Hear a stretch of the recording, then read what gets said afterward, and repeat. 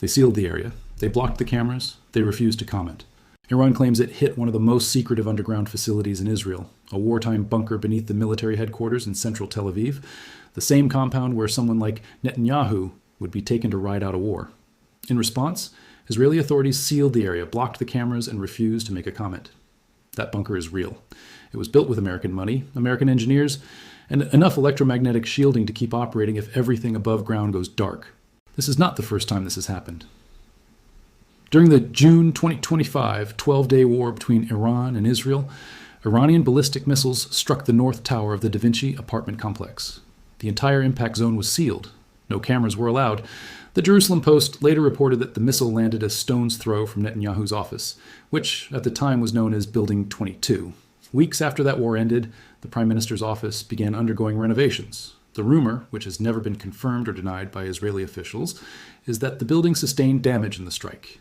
To this day, Google Maps blurs the satellite imagery over that section of Tel Aviv.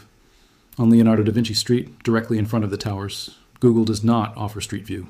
Russia's Yandex Maps does the same thing, censoring both imagery and location data for the Da Vinci complex. France 24 conducted an analysis and concluded that Israeli media coverage of the Da Vinci strike had likely been deliberately delayed. Haaretz waited a full 2 weeks before publishing anything about the hit, even though photos had already circulated online. So Iran targeted this exact area once before. The damage was sealed off. The media was blocked. The satellite data is still censored. And now, in March 2026, the IRGC is claiming it hit the same zone again.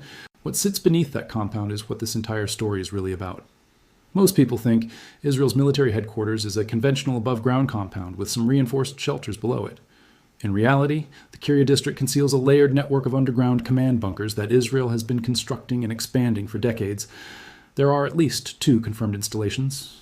The first is designated Site 81, which sits somewhere beneath the center of Tel Aviv. According to reports, this site is a roughly 6,000 square meter electromagnetically shielded intelligence center. It was designed to survive electronic warfare attacks and maintain communications even if everything above ground goes dark. The second installation is called the Fortress of Zion. This is a newer, deeper Israeli military command post built directly beneath the headquarters in central Tel Aviv. The New York Times was given access and described a nerve center where roughly 70 people sat at multiple levels facing wall-mounted screens tracking live strikes.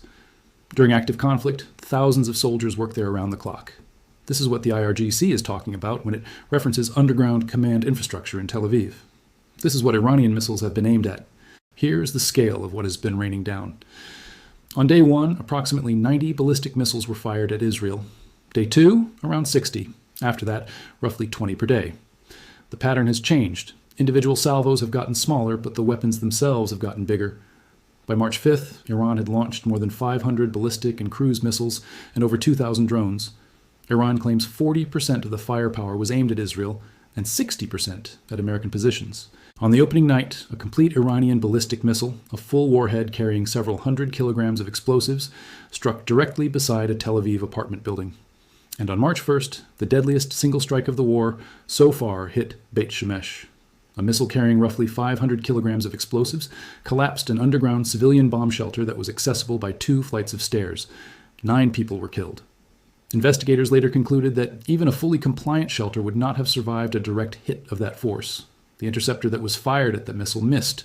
No mechanical failure was found. The system engaged. It just did not connect.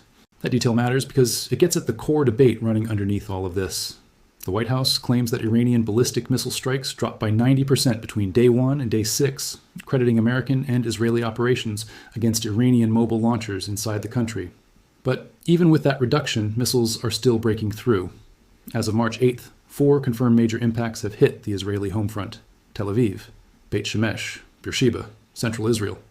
Since the war began, 1,619 Israelis have been hospitalized. 87 remain in hospital beds. 4 are in critical condition. 10 Israeli civilians have been killed. Most people assume Israel's multi-layered air defense network is functioning at near total effectiveness. In reality, the fact that a Khorramshahr 4 cluster warhead can land in central Tel Aviv and scatter submunitions across a 5-meter radius tells a very different operational story. That missile, also designated K-bar, is the most destructive confirmed weapon in Iran's ballistic inventory. It was first revealed in May 2023. It flies roughly 2,000 kilometers. It carries a warhead of approximately 1,500 kilograms. and its cluster configuration opens at about 7 kilometers altitude, releasing around 20 individual submunitions, each carrying about 25 kilograms of explosive across a massive dispersal zone. And that dispersal pattern is what transforms a single missile from a pinpoint threat into an area saturation weapon. For a densely built zone like the Tel Aviv metropolitan core, that changes the defensive math entirely.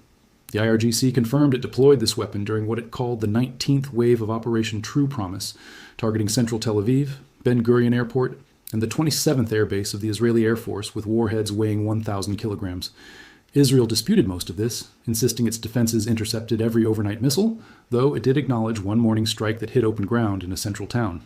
This is the weapon that makes underground bunker targeting relevant. A conventional warhead needs a direct hit to threaten a buried facility. A cluster warhead turns the entire surface above that facility into a kill zone, shredding ventilation systems, communications arrays, and access points. And if those submunitions are landing within the Kirya footprint, the question is no longer whether they reach the neighborhood. It is whether they reach the depth. Now here is the mirror image that both governments are pretending does not exist. Because while Iran is claiming to strike Israel's underground command structure, Israel carried out the verified version of that exact operation against Iran. On March 6th, approximately 50 Israeli Air Force fighter jets dropped around 100 bombs on the underground bunker of Ali Khamenei beneath the leadership compound in central Tehran. The IDF announced total destruction of the facility.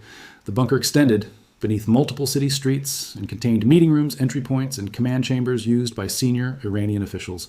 Even after Khamenei's assassination on the first day of the war, Israel's Unit 8200 and Unit 9900, its signals and visual intelligence branches, spent years mapping every corridor of that facility before the strike was ordered. The footage was released publicly. The confirmation was explicit. Iran has produced no equivalent evidence for its claimed strike on Israeli underground infrastructure, but the absence of proof is not the same as the absence of an event. Not when the impact area was sealed, not when the satellite imagery is still blurred, not when the same location was struck in June 2025 and the media was physically prevented from documenting it. Both governments are engaged in the same operation, hunting the other side's buried command architecture. One side showed its hand, the other sealed the evidence. The broader math keeps accelerating. Crude oil has crossed $115 a barrel. More than 1,300 Iranian civilians are confirmed dead, including 194 children. 7 American service members have been killed. The United States has sunk more than 30 Iranian naval vessels, declaring Iran's Navy combat ineffective. The White House says it needs 4 to 6 weeks to accomplish its objectives. Hezbollah has opened fire from Lebanon. The Islamic resistance in Iraq has joined with drone and missile strikes. And on March 8, 2026, Iran installed Mojtaba Khamenei, the dead supreme leader's son, as his replacement. That last detail is not a footnote. It is the variable that determines whether Iran's missile campaign can sustain coherence under fire. Iran just handed wartime command to a man who has never held public office or a formal military title. He inherits a war his father did not start, and a military apparatus that has already burned through a significant share of its ballistic stockpile. Israeli intelligence estimates suggest more than 3,000 Iranian military personnel have been killed since the opening strikes. Whether Mojtaba Khamenei can maintain targeting discipline, logistical rhythm, and strategic direction under sustained American and Israeli bombardment is the open question that every defense ministry on earth is watching right now. The sealed streets, the censored maps, the media blackouts, and a second straight war with Iranian missiles landing within the footprint of the most classified command facility in the country all point in one direction. Neither side has defined what the end of this war looks like. Neither side can verify what the other side is hiding beneath the rubble. And with Mojtaba Khamenei now holding the codes, the question is no longer whether this escalates. It is whether anyone left in either capital has a plan for what comes after it does.